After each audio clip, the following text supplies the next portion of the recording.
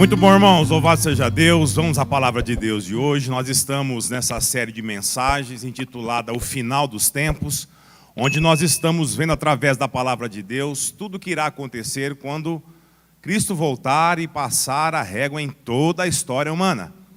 E hoje nós vamos ler o livro de Mateus no capítulo 24, dos versos 15 até o verso de número 28. Abra sua Bíblia.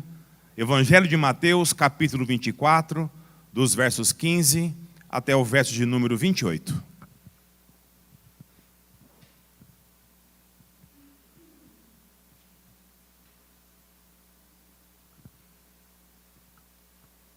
Mateus 24,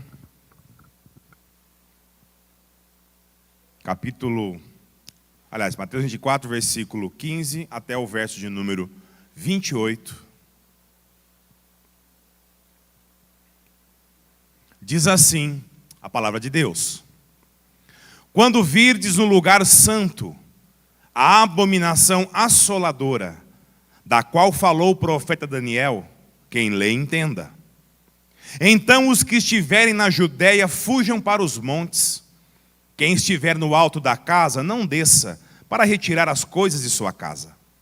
E quem estiver no campo não volte para apanhar suas roupas. E ai das que estiverem grávidas e das que amamentarem naqueles dias. Orai para que a vossa fuga não aconteça no inverno, nem no sábado, porque haverá uma grande tribulação, muito grande, como nunca houve desde o princípio do mundo até agora, nem jamais haverá. E se aqueles dias não fossem abreviados, ninguém seria salvo.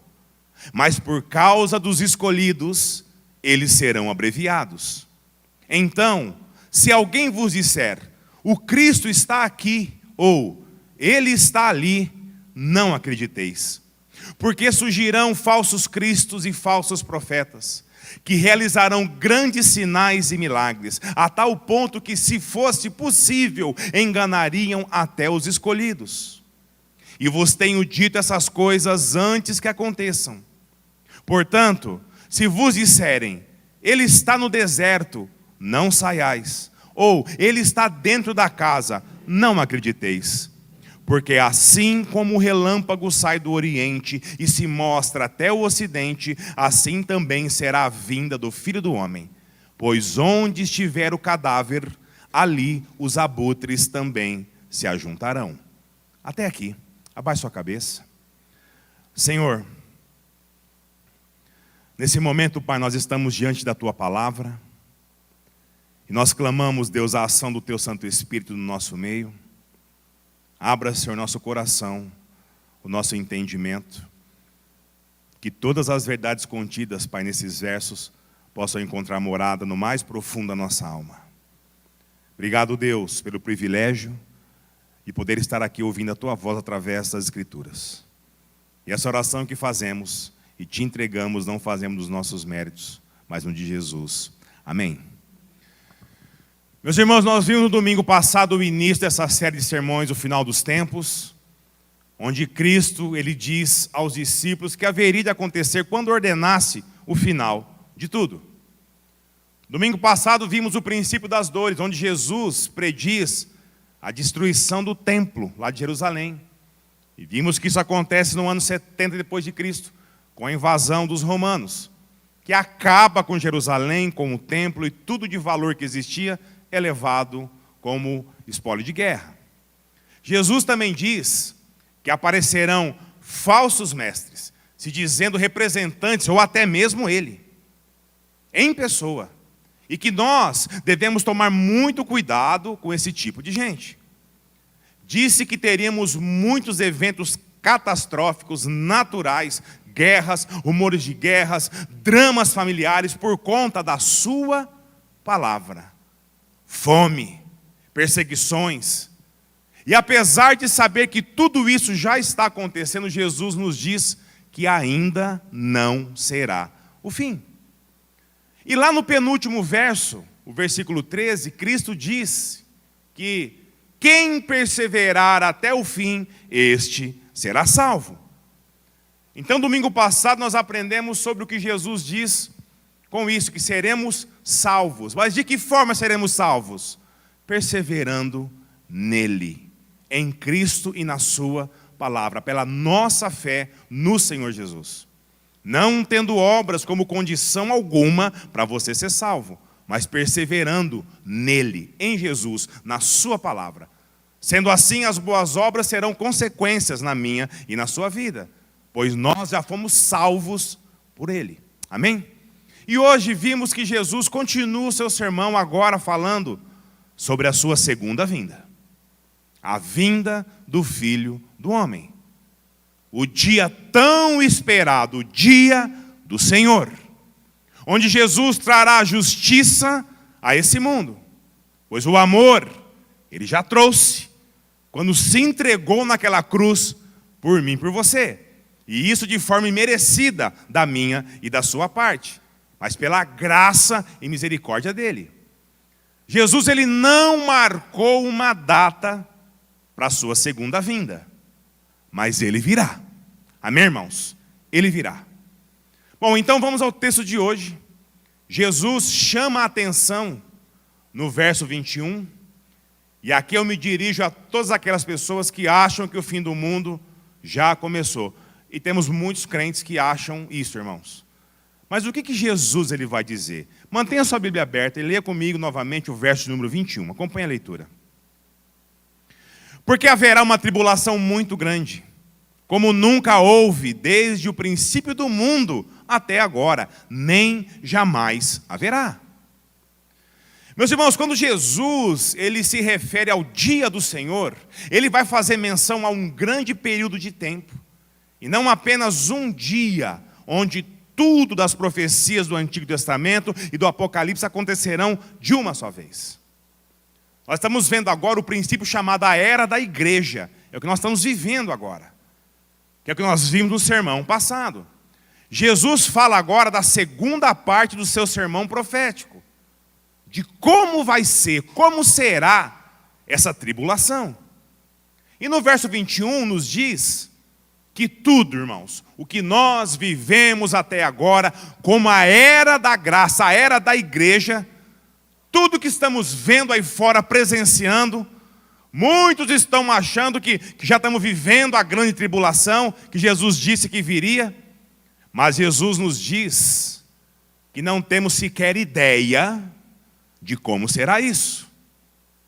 Pois a tribulação que virá, desde a criação do mundo, passando por todos os dias, até o presente momento, jamais haverá igual. E esse início de período da grande tribulação será marcado pelo surgimento do anticristo. Do anticristo. Conforme Jesus nos diz no verso de número 15. Leia comigo, verso 15. Quando virdes no lugar santo a abominação assoladora, da qual falou o profeta Daniel, quem lê, entenda. Meus irmãos, quando Jesus diz que aparecerá essa figura, a abominação assoladora, ou seja, o anticristo, ele está citando a profecia de Daniel. Daniel 9, verso 27. Não precisa abrir não, mantenha aí. E ele fará uma firme aliança com muitos por uma semana. E na metade da semana fará cessar o sacrifício e a oferta. E sobre a asa das abominações virá o assolador, até a destruição determinada que será derramada sobre o assolador. Já em Apocalipse 6, verso 2 diz assim: nos diz que ele surgirá quando for aberto o primeiro selo. Olhei e vi o cavalo branco, e seu cavaleiro segurava um arco. Foi-lhe dado uma coroa, e ele saiu como vencedor, decidido a vencer.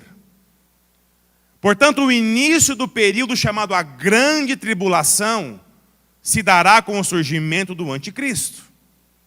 E quando Jesus diz no verso 15, quem lê, entenda, ele está se referindo obviamente a quem lê as Escrituras. Ou seja, nós temos que ler e entender o que foi escrito, para nós não termos condições de interpretar de forma equivocada, mas sim entender para ler e passar para a nossa prática de vida de forma correta. Entender quais são esses sinais que vão dar quando começar a grande tribulação. E não fazer suposições como a maioria dos crentes fazem hoje em dia. Meus irmãos, o profeta Daniel diz como será, e Jesus diz para lermos e entendermos que o anticristo surgirá quando o primeiro selo do Apocalipse for aberto pelo Cordeiro, ou seja, pelo próprio Senhor Jesus. Daniel diz que o anticristo fará aliança com muitos, unindo a si mesmo as nações, como um grande líder mundial, propagando paz entre todos os povos, inclusive entre judeus e árabes, mas que depois irá revelar de fato quais são as suas reais intenções, se mostrando como um tirano, um ditador mundial, o anticristo. Meus irmãos, existem algumas linhas de interpretação desse verso aqui, o verso 15, que apontam para a invasão, da destruição de Jerusalém, lá na época de Tito, quando ele cerca Jerusalém por mais ou menos 3 anos, até conseguir derrubar a muralha e entrar. Jerusalém estava toda tomada, toda sitiada, ninguém entrava e ninguém saía. E os versos que nós leremos a seguir, seria a base para essas interpretações. Se nós olharmos para esses versos como Mateus, também como Marcos que cita, como Lucas, levando em conta que o cumprimento dessa profecia que já aconteceu lá no ano 70, sim, irmãos, nós podemos concordar. Vai bater tudo, mas será um equívoco. Então, leia comigo, dos versos 15 até o verso de número 21. Quando virdes no lugar santo a abominação assoladora, da qual falou o profeta Daniel, quem lê, entenda. Então os que estiverem na Judéia fujam para os montes. Quem estiver no alto da casa não desça para retirar as coisas de sua casa. E quem estiver no campo não volte para apanhar suas roupas. E ai das que estiverem grávidas e das que amamentarem naqueles dias. Orai para que vossa fuga não aconteça no inverno nem no sábado. Porque haverá uma grande tribulação, muito grande, como nunca houve desde o princípio do mundo até agora, nem jamais haverá. E se aqueles dias não fossem abreviados, ninguém seria salvo. Mas por causa dos escolhidos, eles serão abreviados. Vamos lá, vamos exercitar o cérebro aí. Siga o pensamento. Quando virdes a abominação assoladora no lugar onde não deve estar.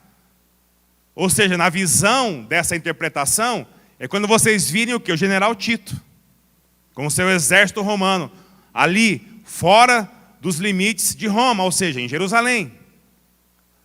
Então os que estiverem na Judéia, fuja para os montes, pois é muito mais difícil para um exército alcançar na Judéia, pois com todo aquele aparato de guerra, vai ficar difícil, irmão, subir monte, subir montanha, que a Judéia é repleta disso.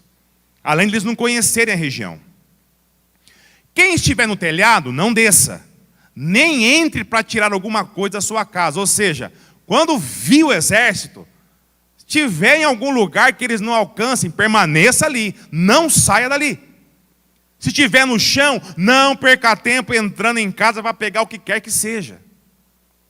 E quem estiver no campo, não volte para buscar a sua roupa. Ou seja, avistou o povo, os romanos, fuja dali. Ai das que estiverem grávidas e das que amamentarem naqueles dias. Irmãos, imagina só, fuga de um ataque de um exército desse seu calcanhar, carregando um bebê no ventre, com a barrigona. Complicado isso.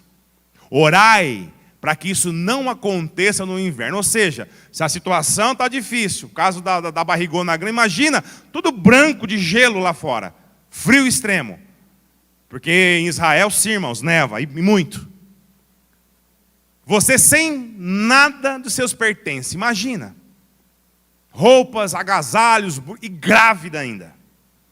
Se o Senhor não abreviasse aqueles dias, ninguém seria salvo. Mas por causa dos escolhidos, dos eleitos, Ele abreviou aqueles dias. Ou seja, se Deus não permitisse que Tito conquistasse Jerusalém, adentrasse até a cidade de Jerusalém e destruído tudo logo, porque foi rápido, irmão. Foram 3 anos cercado para conseguir entrar. Mas a hora que entrou, acabou tudo rapidinho.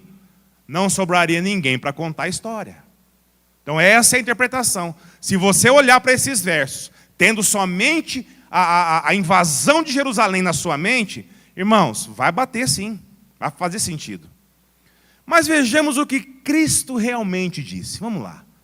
Lê novamente comigo o verso 21. Porque haverá uma tribulação muito grande, como nunca houve desde o princípio do mundo até agora, nem jamais haverá. Irmão, se Cristo está dizendo que a tribulação que se abateu ao judeu desde a criação do mundo até os dias que eles estavam vivendo, fosse tamanha ao ponto de não haver outra igual, então quer dizer o quê? A grande tribulação já começou? Irmãos, de fato, quando você lê nessa perspectiva com os outros 2 textos que vi anteriormente, isso eu creio que não aconteceu não. Pois Deus disse ao apóstolo João lá no livro de Apocalipse, que isso se daria através de quem? Do anticristo, que apareceria depois que Cristo abrisse o primeiro selo. Vimos isso no texto. Essa interpretação pode até fazer sentido olhando apenas para a profecia de Daniel. Mas Apocalipse diz, ainda não. Então o que nós podemos concluir com isso? É aquele famoso termo na teologia que é já, mas não ainda, mas não agora. Até mesmo o motivo que resultou a revolta dos macabeus, se você pesquisar, você vai se informar a respeito disso, é bem interessante, onde os judeus eles foram massacrados antes mesmo de Cristo nascer. Se você olhar para Daniel, também vai fazer sentido. Você vai ver tudo o que aconteceu lá, e nessa interpretação também vai bater tudo. Por isso que eu creio que é já, mas não ainda. Pode até ter ligação, mas ainda não é o início da tribulação que Cristo descreve, irmãos, como grande. Nunca houve, jamais haverá. Vai ser a última, a última. Essa não se limita apenas ao povo lá de Israel, por ter rejeitado Jesus, mas a todos aqueles que não crerem no seu nome, em todas as eras, no passado, presente e futuro. Amém, irmãos? É para toda a raça humana. Meus irmãos, o Evangelho de Marcos diz que a grande tribulação será um sofrimento inigualável. Um sofrimento jamais visto em toda a história da raça humana. Apocalipse capítulo 8 e 9 diz que as pessoas, irmãos, elas tentarão se matar, mas não irão conseguir. Deus não permitirá que elas se matem para sair daquela agonia. Demônios irão atormentar toda a face da terra. A terra vai se tornar um lugar hostil, um lugar inabitável. Vai faltar comida, vai faltar água potável, o medo vai imperar na vida de todos. O egoísmo das pessoas vai ficar num nível muito mais elevado do que é hoje. Onde só o próprio interesse dela é que vai prevalecer. Meus irmãos, um sofrimento inigualável, tanto para o gentil quanto para o judeu, mas não para a igreja de Cristo Jesus. E aqui, vamos lá, de modo bem pessoal, creio que Deus levará a sua igreja antes disso tudo começar. Nós já vimos isso em escolas bíblicas. Digo de modo pessoal porque há outras interpretações que afirmam que a igreja vai passar por tudo isso. Vai sofrer na grande tribulação. Nós vimos isso em EBD, de teologia sistemática, acho que em escatologia, se não me engano. Agora, se nós olharmos para o texto que acabamos de ver em Mateus, com o olhar no que Daniel profetizou, e com a perspectiva de Apocalipse 6, o que ela nos dá, vai ficar assim, segue o raciocínio. Quando virdes a abominação assoladora, ou seja, o anticristo, no lugar em que não deve estar, quem lê, entenda. Então os que estiverem na Judéia, fujam para os montes. Meus irmãos, fujam para os montes. Você percebeu que na Bíblia, os montes são tidos como referência de segurança? Salmos tem tantos versos que falam isso. Salmo 87, 1. Sobre o Monte Santo, ali a cidade que ele fundou.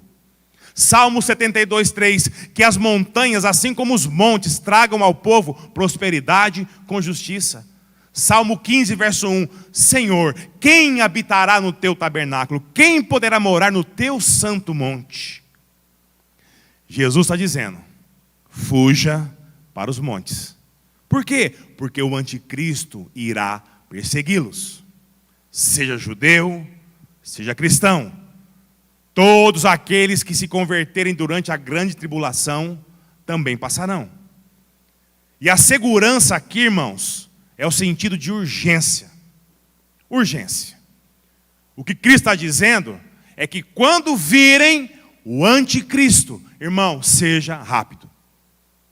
Fujam para os montes. Pois se trata de uma situação de extrema urgência. Não deem bobeira. Fuja para os montes o mais rápido possível. E por que sabemos que a segurança aqui é no sentido de coisa urgente? Olha o que nós vemos nos versos que diz a seguir. Leia o verso 17 comigo. Quem estiver no alto da casa, não desça para retirar as coisas da sua casa. E aqui, irmão, quando ele fala, quem estiver no alto da sua casa, não é se você está lá, sei lá, soltando uma pipa ou tomando um bronzeado, né, pegando um sol. Irmãos, o telhado das casas da época de Jesus era diferente de hoje. Nós temos uma forma de pensar teto, telhado. Eles tinham outra. Não havia telhado em si como nós temos hoje. Era como se fosse um outro piso, onde a família se reunia ali no final de semana para conversar, para comer, para beber. Era um espaço, digamos, de convivência, uma área gourmet da família. Era o telhado desse tipo naquela época. Era como se fosse um outro andar, um outro piso. Diferente do que é os dias de hoje. E um detalhe importante é que a escada de acesso era sempre pelo lado de fora. Nunca era pelo lado de dentro. Jesus está dizendo, quando virem o anticristo e estiverem no telhado, nem pensem em entrar em casa de novo. Fujam. Fujam, pois a coisa vai ficar feia. Não parem para pegar nada. Fuja apenas. O verso 18, leia comigo. E quem estiver no campo, não volte para apanhar as suas roupas. Jesus está falando para uma sociedade que vivia no campo. Camponeses, agricultores, pastores de rebanho. Jesus está dizendo aqui, quando o anticristo surgir, fujam. Não queira voltar para buscar seus pertences, pois ele vai caçá-los. Judeus e cristãos. Os que ainda estiverem aqui. Os que não foram levados por Deus. Verso 19. E ai das que estiverem grávidas e das que amamentarem naquele dia. Imagina só, irmão, uma mulher com a barriga desse tamanho, tendo que correr às pressas, deixando tudo para trás, subindo montes. A gente vê aqui futuras mamães, às vezes dentro da igreja, chegando na igreja, saindo do carro, caminhando até aqui a porta da igreja. Muitas vezes chegam nem conseguindo falar direito. Imagina nessas condições ter que subir uma montanha, irmão. E no verso 20, orai para que a vossa fuga não aconteça no inverno, nem no sábado. O monte, por si só, já é muito frio por causa da altitude. Agora imagina no frio você ter que subir lá, irmão. E se for sábado? E se for sábado? Olha um detalhe interessante aqui.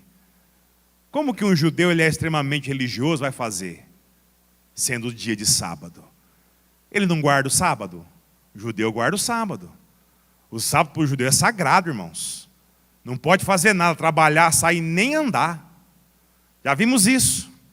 Imagina, Um judeu ou hoje um adventista do sétimo dia, como que ele vai fazer se for num dia de sábado? Jesus está dizendo, que pena de vocês se isso acontecer num dia de sábado. Porque vocês leem as Escrituras. Vocês leem, não compreendem nada. No sábado um judeu pode dar 1000 passos apenas. E aí? Você acha que 1000 passos é suficiente? Como você vai fugir se for um sábado? Sendo caçados, literalmente. Jesus está dizendo, ai de vocês, quando esse momento chegar. Judeus e cristãos, que ainda não foram levados por Deus. Que pena que vocês não creram nas minhas palavras antes. Agora terão que passar por tudo isso. O que Jesus está dizendo com isso? Com esse senso de urgência, de periculosidade? Para Jesus e cristãos que não creram no nome do Senhor até o arrebatamento, aqueles que ficaram aqui. Vamos lá, resposta no verso 21, leia comigo. Porque haverá uma tribulação muito grande, como nunca houve desde o princípio do mundo até agora, nem jamais haverá. Esse é o motivo, irmão, da urgência que Jesus fala. Eu não sei você, querido, mas eu sei que lado que eu pretendo estar. Eu não quero subir monte nenhum. Não quero, você é doido, imagina. Eu quero estar com Deus quando essa hora chegar, amém, irmãos? Eu não sei você, se você é um atleta, alpinista, eu não sou, eu não quero. Portanto, quem estiver assistindo esse vídeo aqui, irmão, se for do legendário, por favor, não me convida não, irmão. Eu não vou subir montanha, não vou. Não quero subir montanha. Quando o Cristo voltar, o que dirá agora? Mas imagina. Aprender a ser homem de verdade subindo montanha. Basta ler a Escritura e submeter a ela, a Deus. Esse povo quer apenas a carteira, minha e sua. Bom, enfim, vamos voltar para o texto. Tudo que eu e você presenciamos até agora, tudo que todos em qualquer época já viram, não vai ser nada comparável, irmão. Nada com o que está por vir. Esquece tudo que foi visto. Esquece. Nada, em hipótese alguma, em proporção nenhuma, vai se comparar com o que se abaterá sobre toda a face da terra. E sem perder o foco em Apocalipse, Jesus está citando aqui mais uma vez o profeta Daniel, mas agora o capítulo 12, versículo 1. Olha o que ele diz. Naquele tempo, Miguel, o grande príncipe, se levantará a favor dos filhos do teu povo, e haverá um tempo de tribulação, como nunca houve desde que existiu nação até então. Apesar de Jesus estar focando nos judeus, os discípulos eram judeus, lembra? Ele se refere aqui, irmãos, a toda a humanidade. Deus trará justiça sobre toda a face da terra. Amém, irmãos? Toda a face da terra. Será um tempo de desolação, de devastação. Mas também será um tempo de graça. E aqui nós podemos dizer que será uma graça atenuante. Quem é advogado aí? Lincoln, Fábio, tem mais algum advogado aqui? Vocês dois, né? Talvez você pudesse explicar melhor isso aqui, a graça atenuante. Vou tentar aqui. A palavra atenuante no meio jurídico é quando um réu, apesar de já condenado, consegue uma redução da sua pena, ou um benefício na sua pena, apesar de não merecer segundo a condenação que ele já levou. Leia comigo o verso 22. E se aqueles dias não fossem abreviados, ninguém seria salvo, mas por causa dos escolhidos, eles serão abreviados. O que Jesus está dizendo com isso aqui, irmão? É que a grande tribulação também tem os dias contados por Deus. Amém? E louvado seja o nome dele. Isso é graça atenuante. Apesar de todo o tormento, toda a dor, toda a agonia, aflição, desespero, perseguição, que vai estar sobre toda a face da terra, castigo vindo do céu, conforme diz Apocalipse, o anticristo caçando cada um que estiver aqui. O amor e a misericórdia de Deus não se desvinculará da sua justiça. Mesmo aqueles que se converterem durante toda essa perseguição, em meio a toda essa desgraça, Deus, com a sua graça, o sustentará. Assim como nos tem sustentado em meio a minha e a sua dificuldade no dia de hoje. Irmãos, muitos irão se converter, mas irão morrer nesse tempo. Só que eles irão direto para os braços do Pai. Por causa dos eleitos, os escolhidos. A ira de Deus tem tempo, e tempo certo para começar, e tempo certo para acabar. O nome disso, irmãos, é misericórdia. Amém? Misericórdia de Deus. A punição de Deus pela desobediência não é por causa de rancor, mas é pelo seu caráter santo.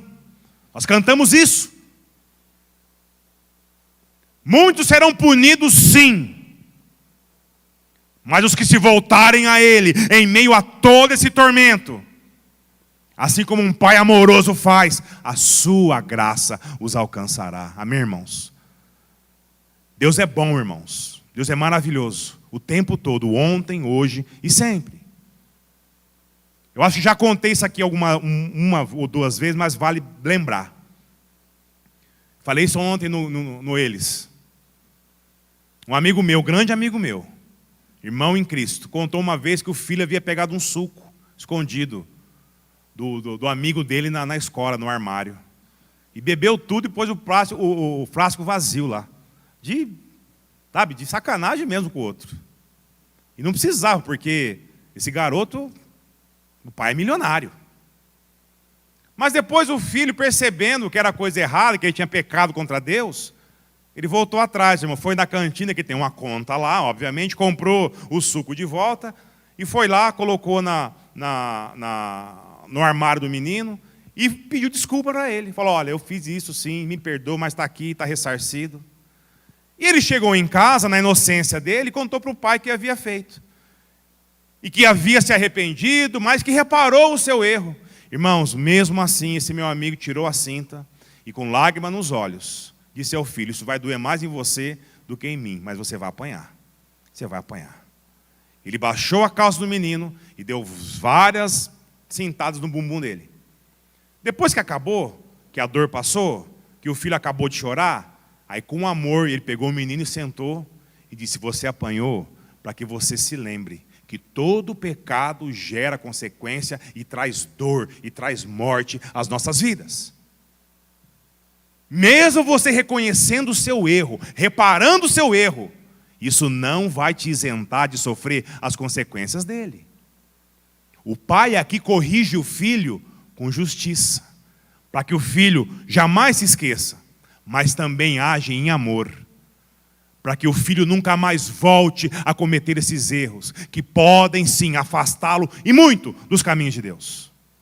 Assim será em meio à grande tribulação. Muitos que desobedeceram, mas se arrependeram, sofrerão as consequências. Deus não vai tirá-los de lá. Vai sofrer as consequências de não ter dado ouvidos a Cristo a tempo. Mas em meio à dor, ao sofrimento, o próprio Deus, em misericórdia daqueles que pecaram contra Ele, mas se arrependeram, haverá salvação. Deus, quando disciplina, é como um pai que ama os seus filhos. E aqui eu vou chamar a atenção para um detalhe importante. Aquela graça atenuante que eu citei anteriormente, será apenas para filho. Apenas para filhos. Quem não for filho, mesmo em meio a tudo isso, e não se voltar a Deus, Ele não permitirá que se matem.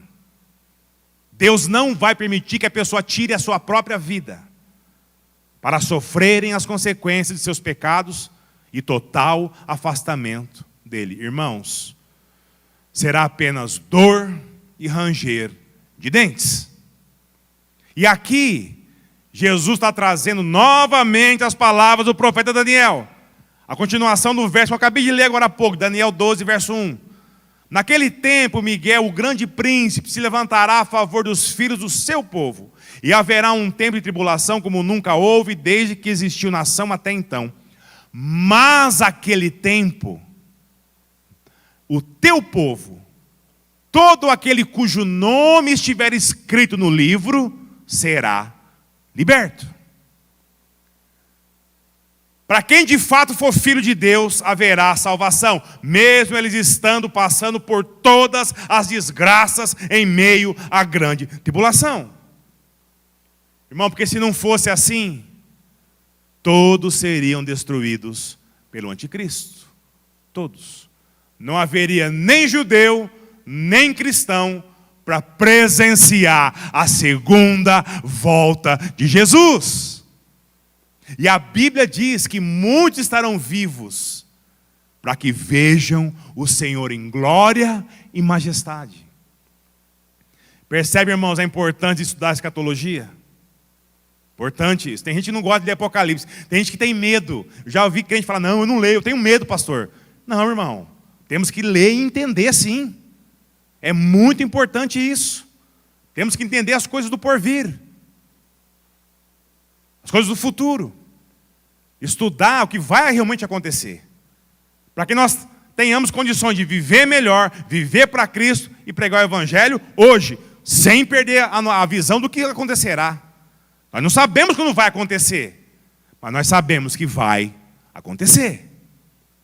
Portanto, a gente sabendo que aguarda aqueles que não fazem a vontade de Deus hoje, vale a pena ou não seguir com a vida de pecado, irmão? Vale a pena ou não você insistir em pregar o Evangelho para as pessoas? Sabendo de tudo isso, entes queridos, entes amados, que estão na fila de ir lá para baixo, e a gente não abre a boca. Se Deus ainda salvará pessoas, mesmo em meio a tantas desgraças que virão, o que dirá no dia de hoje, irmão? O que dirá no dia de hoje? As pessoas estão aí, ó, estão aí fora, a passos largos, caminhando para o inferno. E nós temos que falar de Deus, temos que falar de Cristo, do amor que foi manifesto na cruz, mas dessa justiça que virá. Meus irmãos, o tempo da grande tribulação também será marcado por um tempo de muito engano. Leia comigo os versos 23, 24 e 25. Então, se alguém vos disser, o Cristo está aqui, ou Ele está ali, não acrediteis. Porque surgirão falsos cristos e falsos profetas, que realizarão grandes sinais e milagres, a tal ponto que, se fosse possível, enganaria até os escolhidos. Eu vos tenho dito essas coisas antes que aconteçam. Meus irmãos, a coisa vai estar tão feia, mas tão feia, que mesmo com o anticristo agindo sobre toda a face da terra, ainda assim se levantará falsos mestres. Ô raça! Esse é um povo insistente. Vocês perceberam, irmãos, que quando as pessoas elas estão mais fragilizadas, mais aparece falso mestre? Por que será, hein? Por quê? Será que eles sabem exatamente que quem está fragilizado quer ouvir? Será? É óbvio que sim. Falsos mestres sempre existiram. Sabe por quê? Porque sempre existiram falsos adoradores de Cristo. Nem todo aquele que segue um falso mestre é um falso adorador. Ele pode estar sendo enganado mesmo. Mas se essa pessoa de fato for de Cristo, mais cedo ou mais tarde, numa medida ou na outra, ela amadurece na fé e ela perceberá que aquele pastor é lobo. Se numa situação não tão complexa assim, Nós já precisamos de muito dinheiro para se virar. Imagina, irmão, numa situação de desgraça total. Imagina. E eles sabem disso. Eles sabem disso. E gananciosos como sempre, tentarão enganar até os eleitos. Tentarão. Não significa que irão conseguir. Pode até iludir um escolhido por algum tempo. Mas os que são de Deus, Jesus disse que nenhum se perdem de suas mãos. Amém, igreja? Ninguém, nenhum. Volta e meia chega um aqui. Uma família. Um casal. Que se machucaram. Que se decepcionaram. Que foram extorquidos, que foram iludidos. E louvado seja o nome do nosso Deus por isso. Isso é misericórdia de Deus. Mas essa situação servirá para termos condições de identificar quem é quem na hora do aperto. Os falsos mestres vão buscar o que sempre buscam: dinheiro e glória. Mas apenas os falsos adoradores, dos que querem ouvir o que ele tem para falar. Daqueles que não estarão em espírito, muito menos em verdade, em meio a toda essa tribulação. Irmãos, eles arrastarão multidões para longe de Deus e para mais perto do anticristo. E todos, sem exceção, irão com ele para o inferno, por todo sempre. E para isso aí você, digamos bem forte o quê? Amém? Amém? Amém. Amém. Leia os versos 26, 27 e 28. Portanto, se vos disserem, ele está no deserto, não saiais. Ou se ele está dentro de casa, não acrediteis. Porque assim como o relâmpago sai do oriente e se mostra até o ocidente, assim também será a vinda do Filho do Homem. Pois onde estiver o cadáver, ali os abutres também se ajuntarão. Meus irmãos, os que ficarem aqui serão tentados a buscar Jesus. Seja no deserto, seja em qualquer outro lugar. Sabe para quê? Para se moverem. Para se moverem, para serem percebidos, pegos e massacrados. Eles irão gritar: venham! Jesus está aqui, no deserto. E só olhando, só esperando. Vem, o sofrimento acabou, pode vir.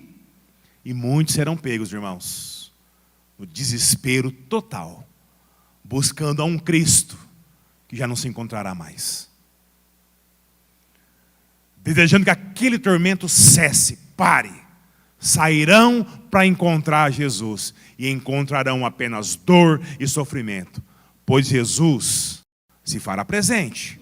Mas conforme diz o texto, do oriente ao ocidente, de um lado, do outro do céu, a glória do Senhor resplandecerá como um brilho de um imenso relâmpago. Tudo o que reluz nos céus e na terra será ofuscado pela glória do nosso Deus, que lançará luz no que está acontecendo aqui nesse momento. Momento de dor.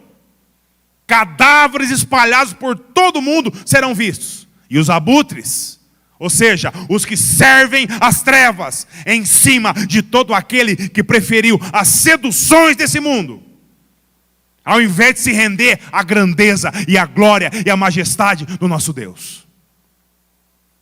Jesus está dizendo ao judeu, ao cristão e a mim e a você, que Deus é amoroso. O Senhor é amoroso, misericordioso, compassivo, mas também é santo e Ele é justo. Deus manifestou todo o seu amor por mim e por você, quando permitiu que quem Ele mais amava fosse pendurado naquela cruz, por causa de mim e de você, no meu e no seu lugar.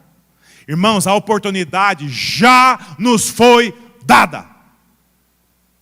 Muitos vão compreender o evangelho de Jesus e se voltarão a ele a tempo de não experimentar o que a segunda vinda dele trará: justiça e espada, apenas isso. Mas apesar de muitos não entenderem isso a tempo, e foram escolhidos, compreenderão, em meio à tribulação, em meio à perseguição, à dor, em meio a toda a desgraça que se abaterá sobre a terra. Mas Deus é tão bom, que mesmo assim, ainda haverá outra chance para aqueles que ficarem para trás, após a sua igreja estar na glória junto com o nosso Deus. E vão passar por todo esse tormento. Eles também serão salvos, mas vão experimentar as consequências de não dar ouvidos a Deus, às palavras de Cristo, a tempo. Por isso, irmãos, o encorajamento nosso através das Escrituras. Esses também serão salvos, mas vão experimentar toda a dor. Creia em Cristo, enquanto se tem tempo. Pregue a palavra, pregue o evangelho, enquanto nós temos oportunidade, irmão. Não desperdice as chances que Deus dá todos os dias a mim e a você de falar desse amor, mas dessa justiça. A mensagem tem que ser entregue por inteiro e não só a metade. Deus te ama, Deus é amor e Deus te ama sim, mas Ele também é santo e justo. E isso irá acontecer com todo aquele que não se voltar ao Senhor a tempo. Ai daqueles que ficarão aqui quando essa justiça de Deus vier. Deus amou o mundo de tal maneira que deu o seu Filho em favor de mim e de você, em favor de todo aquele que nele crê. Sabe para quê? Para que nós não pereçamos. Não pereçamos, irmão, mas tenhamos a vida eterna. Vida em abundância e para todo sempre. Amém? O nome disso é graça. Graça de Deus. Misericórdia. Deus trará justiça a esse mundo. Mas nós, irmãos, nós já estamos justificados em nome de Jesus. Amém? E louvado seja o nosso Deus por isso. Pregue o evangelho, irmão. Pregue o evangelho. Seja o momento, a oportunidade que for, pregue o evangelho. As pessoas estão fadadas a esse destino. Ninguém vai para o céu na barra de ninguém. Pregue o evangelho. Ao teu marido, tua esposa, teu filho, teu pai, tua mãe, teu vizinho, teu colega de trabalho. Pregue o evangelho. Deus está dando uma oportunidade ímpar a mim e a você como igreja, de estender a salvação também àquele que um dia chegou a mim e a você, porque outro pregou o evangelho. Amém?